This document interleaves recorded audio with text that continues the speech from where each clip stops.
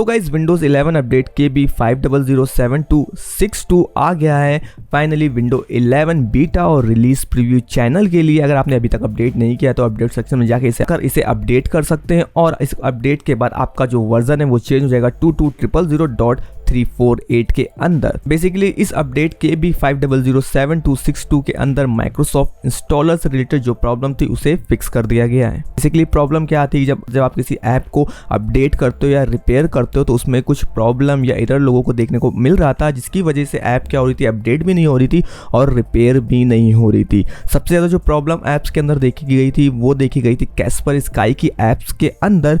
जो प्रॉब्लम आना शुरू हुई थी वो प्रॉब्लम आना शुरू हुई थी अपडेट KB 5007.2.15 के बाद से, और ये कुछ लोगों को देखने को मिल रही थी क्योंकि सभी लोग कैस्पर स्काई एंटीवायरस आजकल नहीं यूज़ करते हैं। तो फाइनली इस अपडेट KB 5007.2.6.2 में इस प्रॉब्लम को फिक्स कर दिया गया और MSI इंस्टॉलर से रिलेटेड जो भी प्रॉब्लम थी इसके अंदर उसको फिक्स कर दिया गया। और इसके अलावा इस अपडेट के अंदर और कुछ फिक्स नहीं किया गया। अगर आपको ये वीडियो पसंद आई हो तो इसे लाइक कर दीजिएगा, शेयर कर दीजिएगा, कमेंट कर दीजिएगा और अगर आप मेरे चैनल पर पहली बार आए तो मेरे चैनल को सब्सक्राइब कर लीजिएगा।